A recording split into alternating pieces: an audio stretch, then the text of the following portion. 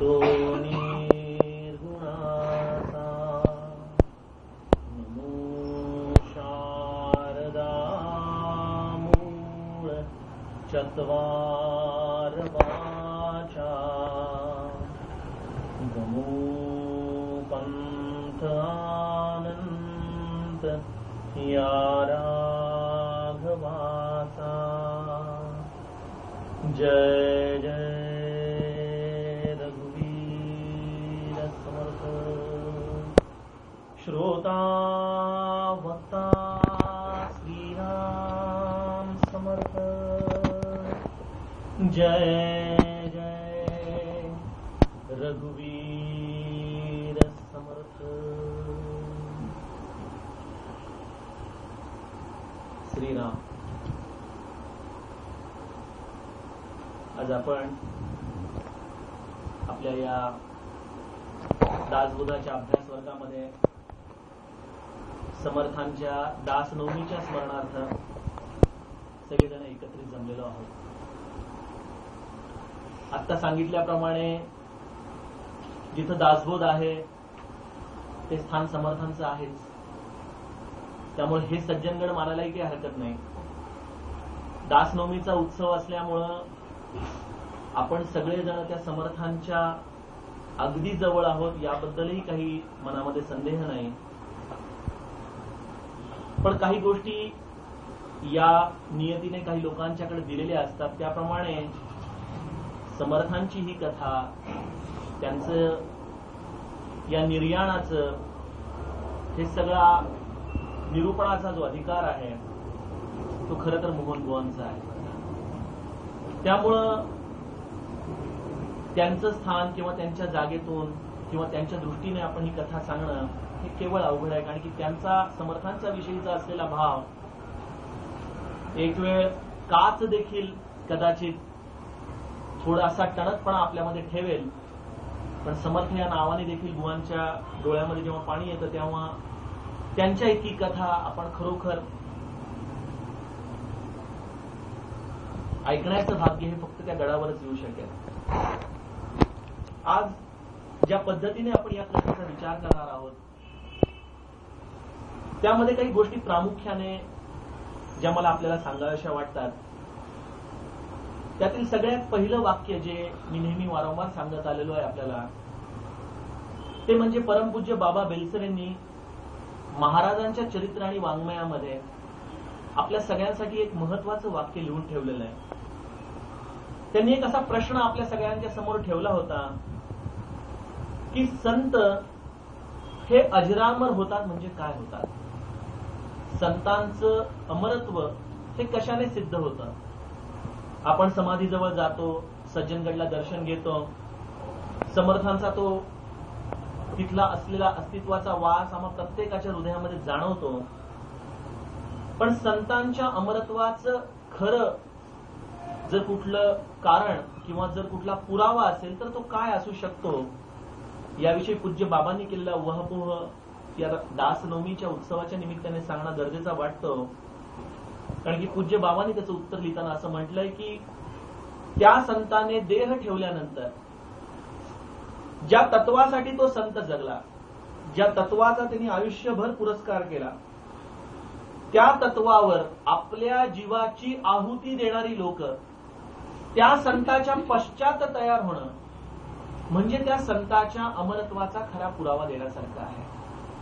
परत एकदा सांगतो, ते संत ज्या तत्वासाठी जगले, ज्या तत्वाचा त्यांनी आयुष्यभर पुरस्कार केला, त्या तत्वावर आपल्या जीवत्वाची आहुती देणारी लोक त्या संतांनी देह ठेवल्यानंतर कित्येक काळापर्यंत तयार होत राहणं हे त्या संताला खरो अर्थाने आजच्या कलियुगामध्ये अमर करत असतात। आणि त्यामुळे समर्थांच्या विषयी ज्या वेळेला या प्रश्नाचा अर्थ घेऊन आपण उतरतो त्यावेळेला समर्थांच्या जीवनातला कुठला तत्वाचा पुरस्कार, समर्थांनी केलेलं कुठलं कार्य हे मी माझ्या जीवनामध्ये किती उतरवतोय, त्यानुसार समर्थांचं जिवंतपण मी आज ठेवतो, हे लक्षात घ्या। त्यामुळे नेहमी समर्थांचं अस्तित्व हे माझ्या हृदयातल्या शुद्धीवरती, माझ्या अंतःकरणात त्यांच्यावरती असलेल्या निष्ठेवरती, त्यांनी केलेल्या कार्याचा मी माझ्या जीवनामध्ये उतरलेल्या अंशावरती समर्थांचं अस्तित्व आज माझ्यापुरतं मर्यादित आहे. ते संत तर आहेच, जे अजन्म होते, जे आले, त्यांनी कार्य केलं आणि जे गेले. मी तुम्हाला बऱ्याचदा ओशोंची समाधी स्थानावरची वाक्य तुम्हाला सांगत असतो की इथं ओशोंचा जो आश्रम आहे, त्या आश्रमात त्यांच्या समाधीवरती वाक्य फार सुंदर लिहिलंय की Osho was never born, Osho was never died, he only visited planet अर्थ बिटवीन धिस टू धिस. पृथ्वी नावाच्या ग्रहावरती या संतांनी या काळापासून ते या काळापर्यंत भेट दिली. हे या संतांच्या जीवनामधला एक खरा मोठा आम्हाला न समजणारा भाग. त्यामुळे तो अजन्माच आहे. तो आला, त्यांनी त्याचं कार्य केलं, त्यांनी आमच्यासाठी एक मोठं तत्व उभा केलं, एक रामदासी संप्रदायाची चळवळ आखून दिली, एक मोठं कार्य आमच्याकडे त्यांनी उत्तरदायित्व म्हणून दिलं. आणि तो ज्या तत्वातून आला त्याच तत्वामध्ये पुन्हा आमच्या सगळ्यांची वाट बघत आज तिथं उभा आहे. गरज आज अशी आहे की आज एवढा 400 वर्षाचा काळ होऊन गेला त्या जन्मशताब्दीला, आज समर्थांच्या कार्याला, त्यांच्या पुण्यतिथीला जवळजवळ 337-38 वर्ष होत आली. आज आम्हा लोकांना त्या संत समर्थांच्या जीवनातील त्या रामदासी तत्वाची आमच्या जीवनामध्ये किती अंशाने आम्ही त्याचा स्वीकार केलेला आहे, त्या तत्वाला आम्ही आमच्या आयुष्यामध्ये किती उतरवलंय, ती कृतज्ञता हा खरोखर समर्थांच्या दासनवमीचा आमच्या आयुष्यातून त्यांना दिलेला कृतज्ञतेचा प्रसाद असेल. श्री महाराज ज्यांचं वर्णन हे महारुद्र जे मारुती रामदास, कली माझी जे जाहले रामदास, जना उद्धराया पुन्हा प्राप्त होती, पुन्हा प्राप्त झाले. जे समर्थ गडावरती 16व्या दशकामध्ये आपलं जे कार्य करून गेले, तेच गोंदवले निवासी आपले महाराज ब्रह्मचैतन्य गोंदवलेकर महाराज पुन्हा आले. अशा दृष्टीने ज्याच्यामध्ये अनेक आख्यायिका आहे, ज्याच्यामध्ये अनेक पुरावे असे सापडतात की ज्यांनी खरोखर समर्थांचं कार्य केलं, त्या श्री महाराजांनी आपल्या दासनवमीच्या प्रवचनात समर्थांच्या विषयी काढलेले उद्गार हे खरोखर चिंतनीय आहे. श्री महाराज समर्थांच्या विषयी बोलताना म्हणतात की या जगामध्ये अत्तर काढणाऱ्यांचा व्यवसाय असतो. अनेक लोक अत्तराचा व्यवसाय करतात. आपण बघतो अनेकदा अत्तरांमध्ये मोगऱ्याची आहेत, गुलाबाची आहे, जाई जुई आहे, हिना आहे, खस आहे, वेगवेगळ्या फुलांमधून त्याचा सुगंध घेऊन त्याची अत्तर बनवणारे लोक असतात. या सगळ्या अत्तर बनवणाऱ्या लोकांमध्ये असा कोणी मनुष्य आपल्याला आजपर्यंत भेटलेला आहे की जो मातीमधून सुगंध निर्माण करू शकेल. श्री महाराज म्हणायचे की समर्थ रामदास हे असे एकमेव संत होते. श्री महाराजांचा वारकरी रामदासी महाराष्ट्रातल्या प्रत्येक संतांच्या भोवती अपार दृढभाव होता, पण समर्थांच्या विषयी असलेलं विशेष प्रेमातून श्री महाराज त्यांना म्हणतात की असा हा एकमेव संत होता ज्याने मातीमधून अत्तर काढून दाखवलं, ज्याने मातीमधून सुगंध निर्माण करून दाखवला. ही काय गोष्ट आहे? मातीमधून सुगंध निर्माण करणं याचा अर्थच मुळी माझ्यासारख्या सामान्य जीवाला, जो आज खऱ्या अर्थाने प्रापंचिक आहे, आज आपण जर आपली स्वतःची एका अर्थाने साक्षीत्व भावाने जर स्वतःची एक पोझिशन बघितली तर आज आपल्या हातात खरं काय हो? कुठल्या गोष्टीमध्ये आपण खऱ्या अर्थाने स्वयंपूर्ण आहोत ना? समाजाच्या दृष्टीने आपण इतक्या अशा पोझिशनवर आहोत की ज्याच्यामुळे आपण समाजाला मार्गदर्शन करू शकू, समाजामधून आपण काही मिळवू शकू. आज आपल्या पोटाची खळगी भरण्यासाठी आपण स्वतः लाचारी करणारे हतबल झालेली मंडळी आहोत. आजच्या एकंदर सामाजिक जीवनामध्ये जिची कल्पना महाराजांनी 100 वर्षापूर्वी देऊन ठेवली होती की आता आम्ही जात आहोत, पण येणारा काळ हा खूप अवघड येत जाणार आहे, येणारा काळ हा अधिक अंधकारमय होत जाणार आहे. आणि जी परिस्थिती महाराजांनी 100 वर्षापूर्वी सांगितली त्या परिस्थितीचे चटके आज आम्ही घेत आहोत. आणि कदाचित आमची मुलं बाळ नातवंड यांच्यापर्यंत हा पसारा जेव्हा वाढत जाईल अजून 50 वर्षानंतर, त्यावेळेला कदाचित परिस्थिती ही आणखी दुस्सह असण्याची शक्यता आहे. अशा काळामध्ये सगळ्या अर्थाने गांजलेला, होरपळलेला, हतबल झालेला असा सामान्य माणूस म्हणजेच महाराजांच्या वाणी आविष्कारातून साकारलेला ही माती, आमच्यासारखी खरोखर मातीमोल झालेली ही मंडळी, अशा मातीमोल झालेल्या मंडळींना भगवंतासाठी उभं करणं, रामाच्या समोर नेणं, रामाच्या हातामध्ये हात नेऊन देणं, हे कार्य जर कोणी खरं करू शकलं असेल तर ते समर्थ रामदासांनी केलं. असं श्री महाराजांनी आपल्या दासनवमीच्या प्रवचनामध्ये केलेला हा अत्यंत प्रधान उल्लेख मला सांगावा असा वाटतो. आज आपण हे आपलं दासबोध जो गेले 3 वर्ष झाले अभ्यासतो आहोत, मला सांगा की प्रत्येकाने आपल्या अंतःकरणामध्ये डोकावून बघा. तुम्हाला असं 3 वर्षामध्ये आपल्या स्वतःमध्ये 1% तरी प्रगती झाल्यासारखी वाटतेय का? 0.1% तरी प्रगती झाल्यासारखी वाटतेय का? आणि ती जी प्रगती आहे ती शाश्वत स्वरूपाची वाटतेय का? आणि ही करून घेणारा कोण आहे याचं ज्यावेळेला आपण नीट चिंतन करू, त्यावेळेला कोणीही तो सांगणारा असो, त्याचा जो गभितार्थ आहे, जो त्या समर्थांनी 16व्या शतकामध्ये लिहून ठेवलेला आहे, तो आज ज्ञान युगामध्ये, या विज्ञान युगामध्ये, कम्प्युटरच्या युगामध्ये माझ्यासारखा माणूस 400-450 वर्षानंतर ज्यावेळेला माझ्या आयुष्यामध्ये डोकावून बघतो, ज्यावेळेला मी त्याचा अभ्यास करतो आणि ज्या वेळेला मला ती तत्व कालातीत वाटतात, मला वाटतं की अरे हे माझ्यासाठीच लिहून ठेवलेलं आहे, हे माझ्यासाठीच दिलेलं आहे. आणि ज्या वेळेला मी त्या तत्वांचा अभ्यास माझ्या आयुष्यामध्ये करायला लागतो, त्यावेळेला माझ्या लक्षात येतं की अरे हे तत्वच मुळी सत्य आहे आणि ते कुठल्याही परिस्थितीमध्ये मी माझ्या आचरणामध्ये आणू शकतो. नाही का मातीमधून सुगंध यायला सुरुवात होत, नाही का आपल्यासारखा मनुष्य आजच्या या काळामध्ये देखील समर्थांच्या या दासबोधामुळं जीवन जगण्याला सक्षम होऊ शकतो.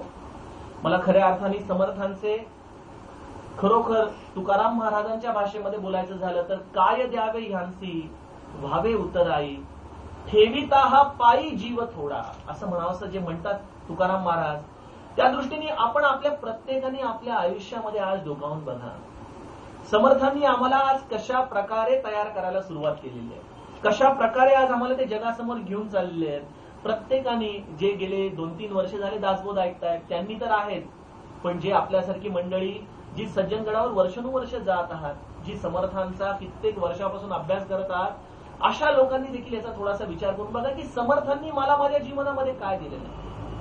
आज आपल्या जीवनामध्ये समर्थ आपली दोन्हीही अंग विकसित करतायत. दोन्हीही म्हणजे लौकिक आणि पारलौकिक, आपल्या दोन्हीही बाजू या समर्था म्हणतात की ज्याप्रमाणे महाराजांनी सांगितलंय की माझं भगवंताचं नाव हे उंबरठ्यावरच्या दिव्याप्रमाणे आहे, जे अंगणामध्ये आणि घरामध्ये दोन्हीही कडे प्रकाश टाकतं.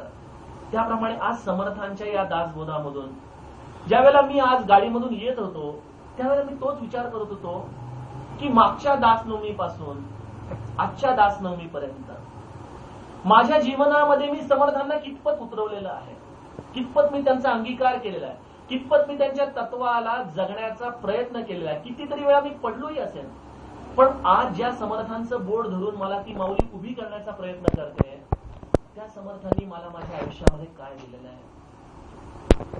श्रोत्यो, खरं सांगू का, समर्थांनी जर काही दिलं असेल ना तर समर्थांनी आपल्याला जगण्याचं बळ दिलेलं आहे.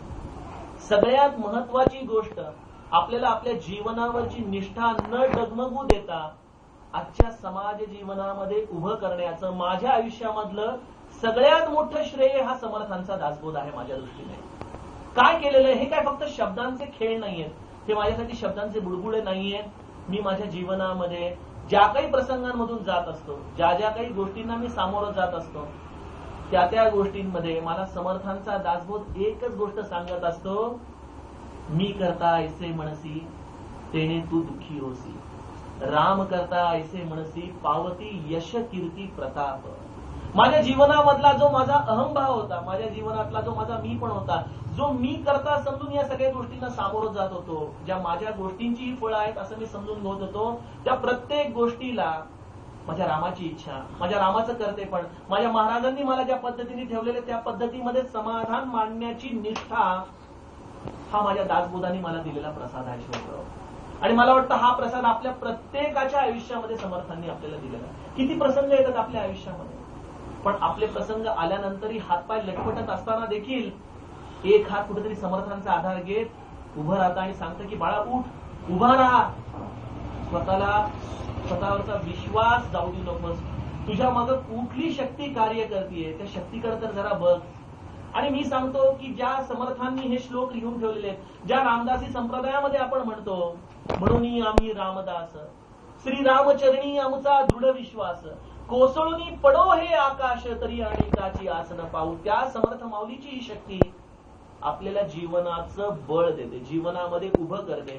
ती जीवनामध्ये नुसती बळच देत नाही, जीवनामध्ये नुसती अंधश्रद्धाच देत नाही. मी आहे तू लढ ही भावना सांगत असतानाच आमच्या डोळ्यावरती समर्थांनी एक अतिशय सुंदर चष्मा देखील ठेवलेला आहे. बरं का, समर्थांची शक्ती तर आहेच, पण समर्थांची दृष्टी देखील आहे आपल्या जीवनामध्ये. तुम्ही कधी विचार केलाय का आपल्या जीवनामध्ये अनेकदा अपयश येत असतात, अनेकदा आपण खचून जात असतो, आपल्याला असं वाटत असतं की आता काय करावं, कुठं जावं. अशा वेळेला समर्थांनी आपल्या आयुष्यामध्ये अद्भुत बीज लावून ठेवलेले, त्याची फळं आम्हाला आमच्या जीवनामध्ये एक दृष्टी देतात आणि त्या दृष्टीचं नाव विवेक आहे. बरं का, समर्थांनी आपल्या आयुष्यात जर सगळ्यात मोठं काही दिलं असेल तर आम्हाला आमच्या आयुष्यामध्ये विवेक मिळवून दिलेला आहे, विवेकाचं अधिष्ठान मिळवून दिलेलं आहे. महाराष्ट्राच्या भूमीमध्ये समर्थ येण्याच्या आधी आणि समर्थांच्या आधी झालेल्या संतांमध्ये लौकिक दृष्टीने जर कुठला एकच फरक असेल तर तोपर्यंत वारकरी संप्रदायाची मूळ जी या मराठी मातीमध्ये रुजली होती, त्या मराठी मातीमध्ये रुजलेल्या या वारकरी संप्रदायाने सगळ्या समर्थाने मिळवून दिलेला आहे. हा विवेक ना म्हणजे नक्की काय भानगड आहे याच्यामध्ये देखील थोडंसं आपण बघितलं पाहिजे की गोष्ट अशी आहे की वारकरी आणि रामदासी संप्रदायामध्ये कुठल्याही परिस्थितीमध्ये प्रारब्ध किंवा संचित याच्याबद्दल दुमत नाहीये. जी गोष्ट होणार आहे ती होणारच आहे, जी गोष्ट तुमच्या आयुष्यामध्ये येणार आहे ती येणारच आहे. त्या गोष्टीला जसंच्या तसं स्वीकारण्यामध्ये, समाधान ठेवण्यामध्ये समर्थांनी आणि तुकारामांनी कुठेही मतभेद घेतलेला नाहीये.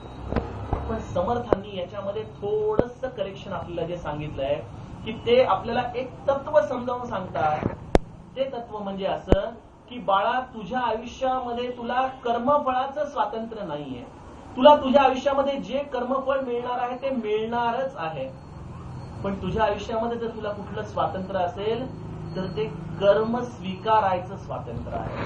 कुठल्या मार्गाने जायचं, ज्याप्रमाणे कुठल्याही दिशेला जाताना दोन मार्ग असतात. एक मार्ग असतो सत्याचा, एक मार्ग असतो शाश्वताचा, एक मार्ग असतो आम्हाला भगवंताकडे नेणारा आणि एक मार्ग असतो असत्याचा. एक मार्ग असतो खोटारडेपणाचा, एक मार्ग आपल्याला या जगामध्ये सगळ्या मायाजाळामध्ये ढकलणारा असतो. या दोन मार्गांवर समर्थ माऊलींनी आम्हाला अखंड कर्माचं स्वातंत्र्य देताना दासबोधामधून, आत्मारामामधून, मनाच्या श्लोकांमधून सदैव शाश्वताचा मार्गाचा पुरस्कार केलेला आहे.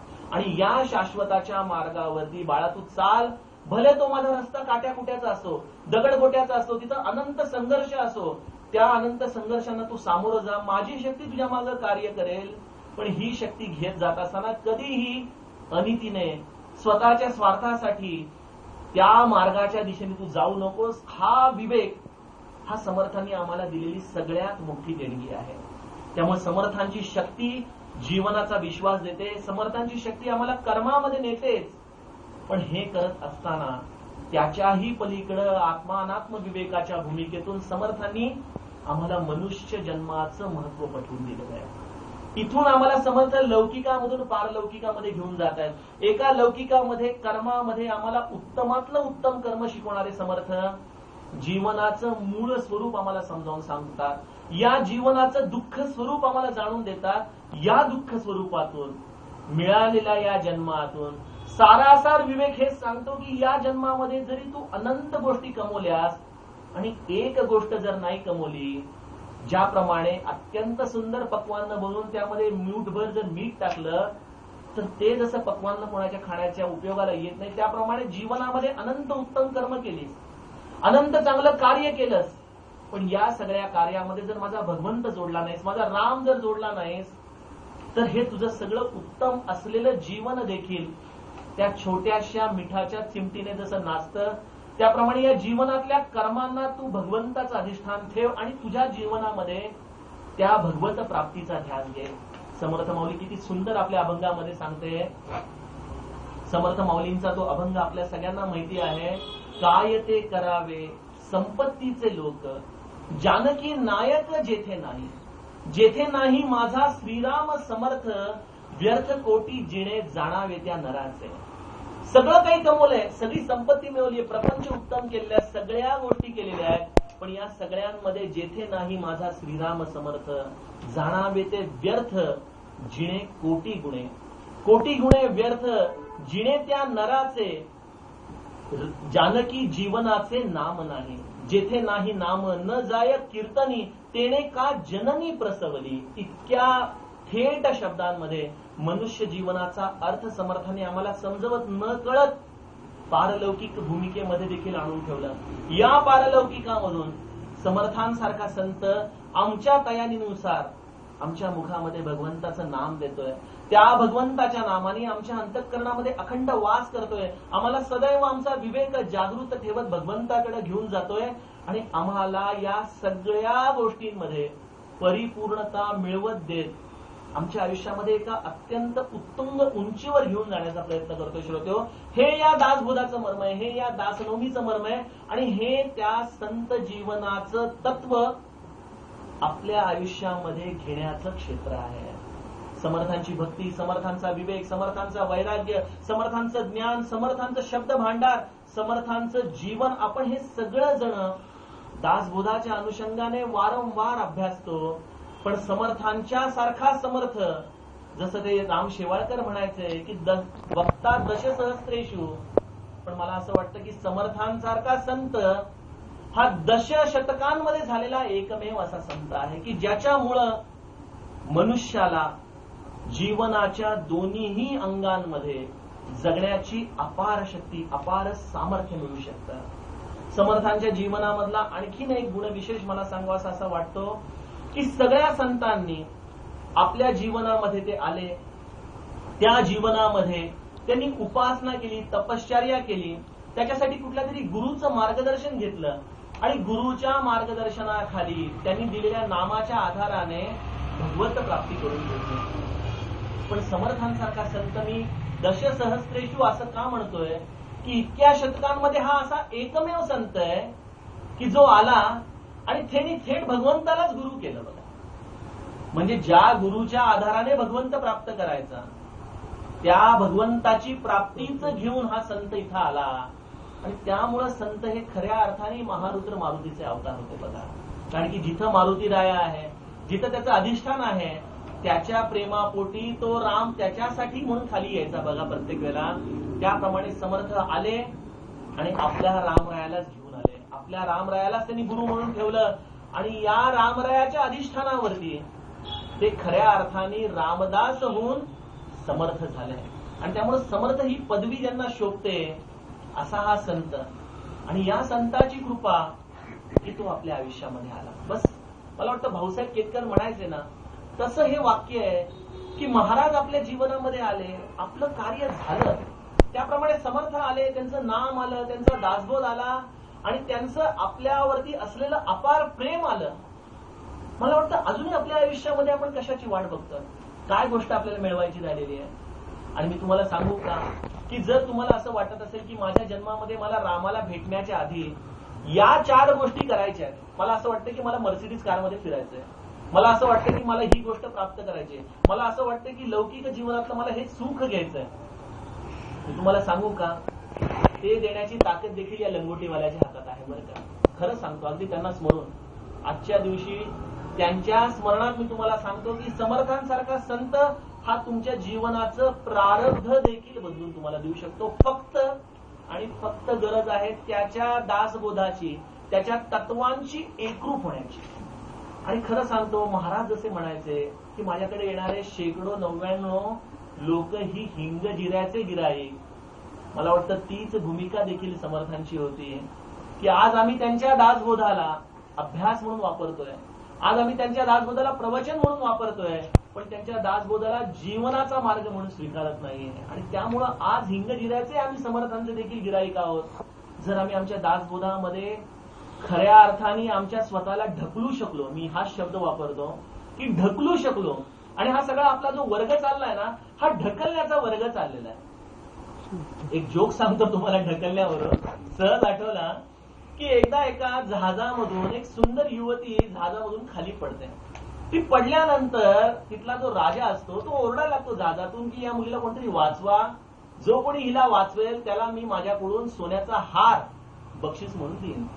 ते ऐकता क्षणी एक तरुण मुलगा पाण्यामध्ये उडी मारतो, कसा बसा तिला पोहून वाचवतो, वरती घेऊन येतो राजा आपला सोन्याचा हार त्याला घालायला लागल्यानंतर म्हणतो, खरोखर तुझं शौर्य फार कमाल आहे बाबा, कस काय उडी मारलीस तू? तो म्हणाला, मी उडी वगैरे मारली नाही, मला पहिले सांगा मला ढकललं कोणी? मला ढकललं कोणी? हा जसा त्याची भूमिका होती. मला असं वाटतं की समर्थांच्याकडं आज आपल्याला खरं अर्थाने या दासबोध वर्गातून ढकलण्याची गरज आहे या दासबोधामध्ये. आणि जर दासबोधाचं आम्हाला खरं प्रेम लागलं, जर या समर्थ तत्वाचा आम्हाला खरा बोध कळाला, ज्या राम नामासाठी समर्थांनी त्या टाकळी क्षेत्रामध्ये एवढं मोठं पुरस्चरण केलं, त्या राम नामाचं जर प्रेम आपल्याला लागलं ना श्रोते हो, तर खऱ्या अर्थाने समर्थांच्या जीवनामध्ये आपण उतरलो. आणि मग त्या समर्थांच्या जीवनामधला हा प्रसाद आम्हाला आमच्या जीवनामध्ये किती उंचीवर घेऊन जाईल हे तुम्ही खरोखर बघा. मला आठवतं की 2007 साली मोहन बुवा ज्या वेळेला माझ्या दुसऱ्या फॅक्टरीच्या वास्तुशांतिका उद्घाटनासाठी आले होते, त्यावेळेला मी म्हटलं होतं की समर्थच्या हा कृपा प्रसाद या दासबोधाच्या फक्त ग्रंथाच्या आधाराने मी हे उभं करू शकलेलो आहे. त्यावेळेला माझ्याकडे कुठलीही गोष्ट नव्हती, फक्त आपला दासबोध हातामध्ये पडला होता आणि दासबोधाच्या आधाराने ते कार्य त्यावेळेला पूर्ण झालं. हा माझा अत्यंतिक दृढ विश्वास आहे. आणि यामध्ये माझं खरंच कुठलं करते पण नव्हतं. समर्थ माऊलीने त्याची व्हिजन, त्याची स्वप्न ही माझ्या आयुष्यामध्ये मला उतरायला शिकवली. आणि ज्या वेळेला ती महाराज जसे म्हणायचे की जगामध्ये जे उत्तुंग आहे, जे अभिजात आहे, जे अत्यंत अप्रूप वाटणार आहे, तो माझा रामदासी असावा. हा रामदासी घडवण्याचं खरं कार्य या समर्थांच्या दासबोधामध्ये आहे. त्यामुळं जे बाबांनी आपल्याला सुरुवातीला सांगितलं श्रोतेहो, मी तुम्हाला परत हात जोडून विनंती करू इच्छितो की समर्थांचा हा दासबोध म्हणजे फक्त एक ग्रंथ समजू नका. समर्थांचा दासबोध म्हणजे आपला एक विरंगुळा समजू नका. समर्थांचा दासबोध हा फक्त अभ्यासाचा मार्ग समजू नका. समर्थांचा दासबोध हा आजच्याही वयामध्ये एखादी गृहिणी म्हणेल की आमच्यासाठी आता काय राहिलंय, काय जीवनामध्ये कमवायचं राहिलंय, पण आपल्या नातवंडांवर, आपल्या पुढे येणाऱ्या समाजावर देखील अतिशय उत्तम संस्कार करून त्या मुलांच्या हातामध्ये लहानपणी दासबोध देण्याचं जर सामर्थ्य आपण या दासबोधातून जर घेऊ शकला तर खऱ्या अर्थाने पुढे समाजाला देखील एक दिशा देऊ शकता. इतकं अफाट वैभव समर्थांनी आपल्यासाठी ठेवून गेलेलं आहे. मोजण्याची, ती करन्सी मोजण्याची आमची दृष्टी नाहीये, हेच आमचं खरं दुर्भाग्य आहे. अशा समर्थांची जी निर्याण कथा आपण सज्जनगडावरती ऐकतो, त्या निर्याण कथेचं एक शेवटचे 3-4 मिनिटं आपण फक्त जे मोहनबुवांनी आपल्याला वारंवार सांगितलेलं आहे त्याचं थोडंसं चिंतन करूया. समर्थांनी ज्याप्रमाणे लौकिक आणि पारलौकिक या दोन्ही दृष्टिकोनातून हा दासबोध दिला, तसंच त्यांचं जीवन कार्य देखील होतं. ज्या जीवनामध्ये आयुष्यामध्ये आल्यानंतर वयाच्या 5व्या-6व्या वर्षी ताटाळ्यामध्ये लपलेल्या त्यांच्या आईने त्यांना विचारलं की अरे तू कशाची चिंता करतोस नारायणा? त्यावेळेला ज्या प्रश्नाचं उत्तर समर्थांनी आपल्या आईला दिलं की आई, चिंता करीतो विश्वाची, या विश्वाची मी चिंता करतोय. या विश्वाच्या चिंतेपायी हा संत आपल्या जीवनामध्ये मांडलेल्या सौभाग्यावरून लांब गेला. आपल्या प्रारब्धामध्ये असलेल्या सगळ्या गोष्टींना डावलून एका अद्भुत शक्तीच्या प्राप्ती करता टाकळी क्षेत्री गेला, जिथे त्यांनी कठोर तपश्चर्या केली. आपल्या या 13 वर्षाच्या अत्यंत घनघोर तपश्चर्येमध्ये, त्या गायत्रीच्या पुरस्चरणामध्ये समर्थांनी प्रभू रामचंद्रांना आपला गुरु म्हणून साक्षात समोर उभं केलं. आणि त्याच्या प्रेरणेने, त्याच्या शक्तीने आपलं सर्व सामर्थ्य एकवटून लौकिकामध्ये या मराठी मातीचा अस्मिता उभारण्याचं ज्यांनी कार्य केलं, ज्यांनी शिवबासारखा समर्थ नेता या मराठी भूमीला दिला, आपल्या प्रत्येकाच्या जगण्याला एक अर्थ मिळवून दिला. फक्त एका पारतंत्र्यामध्ये जगून त्या पारतंत्र्याला देवाची इच्छा म्हणून स्वीकारू नका. या पारतंत्र्याची लढा, आणि हे पारतंत्र्य लढत असताना देखील पारलौकिकाच्या दृष्टीने त्या भगवंताकडे ज्याची वाटचाल करण्याची शक्ती त्या शिवथर गळीतून दासबोधाच्या अक्षरांमधून या समर्थांनी एका अद्भुत कार्याने उभी केली. अशी ती आपली माऊली शेवटी आयुष्याच्या अंतकाळी ज्या वेळेला सज्जनगड निवासी शिवाजी महाराजांच्या कृपेने आपल्या जीवनामध्ये एवढी यथार्थ संघर्ष केल्यानंतर आयुष्याच्या संध्याकाळी ज्या वेळेला त्या सज्जनगडी स्थित राहिली होती, त्यावेळेला प्रारब्धाचे एक एक आघात त्या समर्थांच्या जीवनामध्ये यायला सुरुवात झाली. असं आहे की जरी अवतार जरी प्रत्यक्ष महारुद्राचा असला, जरी त्याच्या मागे प्रत्यक्ष प्रभू रामचंद्रांची कृपा असली, नवे नवे ते जरी प्रत्यक्ष त्याच्या समोर उभे असले, तरी आपल्या रामरायाला देखील प्रारब्ध कुठं चुकलं होतं. ज्या रामरायाच्या हातून बालीचा वध झाडाच्या मागे उभे राहून एका बाणाच्या हाताने झाला होता, त्याच प्रभू रामचंद्रांना द्वापार युगामध्ये ज्यावेळेला कृष्णाच्या रूपामध्ये यावं लागलं, त्यावेळेला त्या कृष्णाला देखील झाडाच्या मागे आलेला आपल्या पायाला हरणाचा पाय समजून एका पारध्याकडून बाण खाऊन घ्यावा लागला होता की नाही. त्यामुळे जे प्रारब्ध, जसं कर्म, त्या कर्माचं फळ जसं त्या प्रत्यक्ष श्रीकृष्णाला देखील राहायला लागलं, त्याचप्रमाणे समर्थांच्या जीवनामध्ये देखील एवढा मोठा जो संप्रदाय, एवढं मोठं जे कार्य त्यांनी करून ठेवलं होतं, जे अनेक मोठे मोठे रामदासी त्यांनी उभे केले होते, त्या समर्थांच्या जीवनामध्ये त्यांची शिष्योत्तम वेणाजीला त्यांनी आपल्या मुलीसारखं सांभाळलं. तिचा अकाली मृत्यू त्यांना सहन करावा लागला. ज्या शिवबावर ज्यांनी आपलं सर्वस्व दान केलं होतं, ज्याच्या मागे आपली सगळी शक्ती लावली होती, ज्यावेळेला अफजल खानाला भेटायला शिवबा समोर गेला, त्या विशाळाच्या समोर दरीमध्ये बसून अखंड महामृत्युंजयाचा मंत्र करणारे असे समर्थ, ज्यांनी आपलं सगळं सामर्थ्य त्या शिवबाच्या मागे उभं केलं होतं, एकवटलं होतं. आजच्या काळामध्ये काही समाजकंटकांनी त्याची भूमिका बदललेली आहे श्रोते, पण त्यामुळे सत्य बदलत नाही. सत्य हे तसंच राहणार आहे. त्या शिवबाला ज्यांनी उभं केलं होतं, त्या शिवबाचा देखील मृत्यू समर्थांना आपल्या डोळ्या देखत आपल्या या देहानेच अनुभवावा लागला. मनुष्य जरी हा अखंड विवेक प्रधान असला तरी विवेकाच्या वरती प्रेमाचा पूर असतो बरं का. आपल्या महाराजांनी हाची सुबोध गुरूंचा मध्ये लिहिलेलं आहे की प्रेमात राम रमतो, प्रेमाला मोल ना जगा माझी, हाची सुबोध गुरूंचा, गुरुरायाला तहान प्रेमाची. ज्या समर्थांनी आपल्या जीवनामध्ये या अनेक रामदासांवर, या शिवबावर एवढं प्रेम केलं, त्यांचं दुःख समर्थांना या देहामध्ये असताना देखील एक प्रकारचं आपल्या वैराग्याला अधिकपणे त्यांच्या जीवनामध्येच त्या वैराग्यामुळं या देहातून बाहेर पडण्याचा मार्ग खुणावू लागला. या देहामध्ये राहून आता खऱ्या अर्थाने कोणाची वाट बघायची? ज्या रामरायाने अखंड सहवास दिला, त्याच राम रूपामध्ये आता आपण निश्चल व्हावं, संपूर्ण समाधान रूप व्हावं, या दृष्टीने समर्थांचे वेध त्या सज्जनगडावरती असताना देखील प्रभू रामचंद्रांच्याकडे लागून राहिले. प्रभू रामचंद्रांच्याकडे जात असतानाच हा या नवमीचा दिवस जसा जसा जवळ येऊ लागला, तसे तसे समर्थांचे सगळे शिष्य समर्थांच्या प्रकृतीकडे बघून एकंदर थोडेसे चिंतातूर होऊ लागले होते. त्यांना काळजी वाटत होती, कारण की एकमेव तो आधार होता. समर्थाला कोणाचा आधार असणार सांगा ना? ज्यांचा सगळ्यांचा आधारच मुळी समर्थ होता, त्या समर्थाचे आधार अजूनही कोण असणार? त्या समर्थांच्या आधारावरती जगणारे हे छोटे छोटे जीव होते सज्जन गडतीवरती जाणारे. त्या हक्कास्वामी, त्या उद्धवाची, त्या कल्याणाला तर समर्थांनी आपला विरह सहन होणार नाही हे खूप आधीच जाणून आपल्यापासून दूर ठिकाणी ठेवून दिलेलं होतं. अशा त्या अवस्थेमध्ये, एक प्रकारच्या त्या विरहामध्ये समर्थांचे एक मन मात्र अखंडपणे आता या लौकिकातून पूर्णपणे बाहेर आलं होतं. हळूहळू मनाचे सगळे पाश ज्या या समाज जीवनाच्या उद्धारासाठी अखंडपणे त्यांनी कृतीमध्ये ठेवले होते, त्या कृती आता हळूहळू हळूहळू सायंकाळासारख्या पुन्हा आपल्या अंतःकरणामध्ये येऊ लागल्या होत्या. आणि मनाची सगळी शक्ती एकवटून प्रभू रामचंद्रांचं अखंड स्मरण, आपल्या प्रभू रामचंद्रांचं अखंड चिंतन, ज्या मूर्ती आज आपण सज्जनगडावरती बघतो त्या मूर्तींचं अखंड ध्यान, यामध्ये समर्थांचे सगळे प्राण हळूहळू एकवटू लागले होते. समर्थांनी अष्टमीच्या दिवशी सकाळी आपल्या सगळ्या शिष्यांना एकत्र बोलवलं. समर्थांनी त्याच्या आधी कित्येक दिवस शिवबा गेल्यापासून आपलं अन्न पाणी जवळजवळ वर्ज्य केलं होतं. जवळजवळ आपलं अन्न पाणी वर्ज्य झाल्यामुळे जो एवढा हा महारुद्र, जो हा एवढा बलाढ्य, जो एके वेळेला 1200 सूर्यनमस्कार घालणारा असा हा संत, पण आपल्या या प्रकृती अस्वस्थामुळं, या दम्याच्या उद्भवलेल्या विकारामुळं हळूहळू आपल्या शरीराची गात्र काष्ठवत पडल्याची अनुभूती घेत होता. समर्थांचे सगळे प्राण आता डोळ्यामध्ये हळूहळू एकवटत होते. सगळे त्यांची शिष्योत्तम मंडळी समर्थांच्या समोर हात जोडून उभी होती.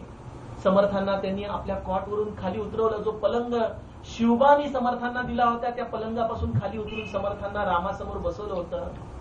समर्थांनी सगळ्या आपल्या शिष्योत्तमांकडे एकदा बघितलं आणि उद्धवाकडे बघून समर्थ फक्त हाच एक श्लोक म्हणाले, रविकुळ टिळकाचा वेद सन्निध आला, तदुपरी भजनाचा पाहिजे चांग केला. समर्थांचे शब्द या 2 ओळी म्हटल्यानंतर कदाचित शरीर अस्वस्थामुळे, कदाचित आपल्या शिष्योत्तमांच्या तयारीसाठी, कदाचित आपल्या जीवनामध्ये अनुर्वाच्य स्थितीची अवस्था अनुभवत असल्यामुळं या 2 वाक्यांनंतर हळूवार थांबून गेले. आणि समर्थांच्या या 2 ओवींनंतर त्या तत्वाचा ज्या पुरस्कार मी आपल्याला सांगत होतो त्या तत्वाशी एकरूप झालेला उद्धव स्वामी महाराज उभे राहिले आणि उद्धवानी हा श्लोक पूर्ण केला. आणि उद्धव स्वामी म्हणाले, अनुदिन नवमी हे मानसी आठवावी, बहुत लगबगीने कार्यसिद्धी करावी. समर्थांच्या मनातली ती भावना, समर्थांच्या जाण्याचा क्षण जणू काही उद्धवाने सांगून ठेवला की अनुदिन नवमी हे मानसी आठवावी. ही जी नवमी आहे याचं स्मरण अखंड ठेवावं.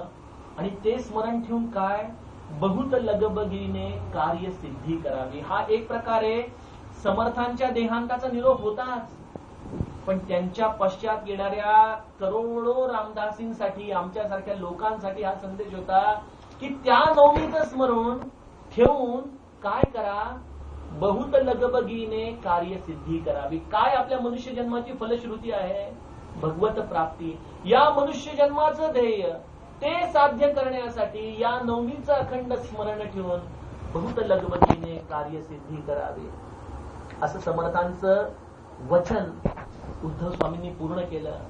समर्थांच्या मनाला अत्यंत संतोष झाला की ज्या कार्याची उभारणी आपण केलेली आहे त्या कार्याचे आता स्तंभ मजबूत झालेले आहेत.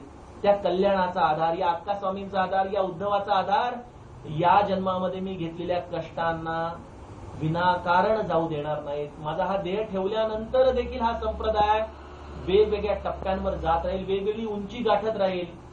आणि आज 400 वर्षानंतर समर्थांचा हा श्लोक, समर्थांची शक्ती, जी परंपरा या समर्थ रामदासी संप्रदायाची आहे ती खऱ्या अर्थाने जेव्हा आपण अनुभवतो, ज्यावेळेला आपल्याला पटतं, त्यावेळेला या श्लोकाची महती आपल्याला अधिक आपल्या अंतःकरणात खोलवर उतरते की बहुत लगबगीने कार्यसिद्धी करावी. ती अष्टमीची रात्र देखील तशीच गेली. समर्थांचे सगळे प्राण त्या प्रभू रामचंद्रांच्या चरणी एकवटले होते. आणि नवमीची सकाळ सगळ्या त्यांच्या शिष्यांना आपल्या स्वामींच्या शेवटच्या काही क्षणांची आठवण ठेवायला खऱ्या अर्थाने भाग पाडत होती. कारण की त्यावेळेला समर्थांचा देह हा जशी जशी तो सूर्य उगवून वरती माथ्यावर येऊ लागला तसा तसा त्यांचा देह हा निचेष्ट पडू लागला. आणि दुपारी माध्यान्हाच्या वेळेला जेव्हा तो आकाशातला सूर्य आपल्या लक्षावधी प्रकाशाने तेजाळत होता त्यावेळेला समर्थांच्या अंतःकरणातली ती अत्यंत प्रभावी अशी ज्योत समर्थांनी आपल्या इच्छेने जणू काही प्रभू रामचंद्राच्या चरणी विलीन केली. आणि ज्या देहाला आयुष्यभर त्यांनी तृणवत समजलं, एखाद्या वस्त्रासारखं समजून या सगळ्या समाज जीवनासाठी वाहून दिलं, त्या देहाचा अत्यंत समाधानाने, अत्यंत आनंदाने त्याग करून समर्थ माऊली आमच्या सगळ्यांच्या हृदयामध्ये चैतन्य रूपाने स्थिरावले.